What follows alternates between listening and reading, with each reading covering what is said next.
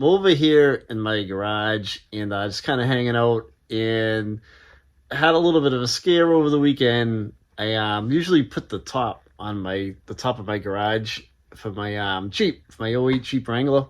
So it's hanging up there, and I decided to bring the Jeep in, load the top down. Everything was going fine, and isn't this always the case? You get one thing off your list, and something else immediately happens. And I just kind of wanted to put out a public service announcement, a PSA for garage doors. I already kind of knew about this, and it was on my mind and on my list of things to do at some point. But I hit the remote for the garage door. It started going down. It's a really old door. It's probably like, I don't know how old it is. It might be original to the house. Who knows? But the spring snapped.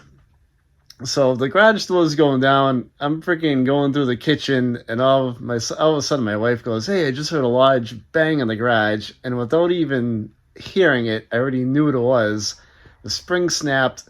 Luckily for me, it didn't hit the T-bird in the garage, and I know I've got to clean this place out. But check this out. So we've got an old spring, and it goes on top where the rail is, and there's one on the other side.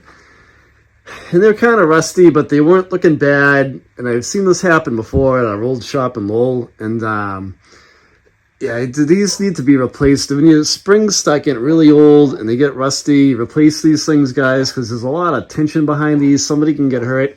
These are so old. There's not even a safety line in the middle of them. The newer ones have like a little wire that go through the middle, so if they do snap, they kind of somewhat stay retained.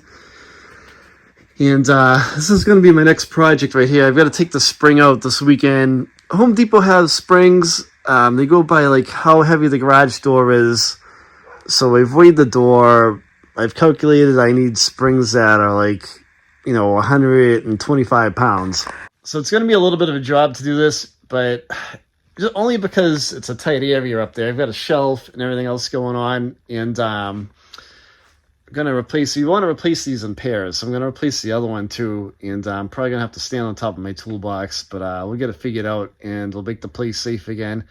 But yeah, you got to replace these when they start getting really old like this, because they'll break. I've seen it happen before, and you don't want anybody getting hurt. You don't want to scratch your car.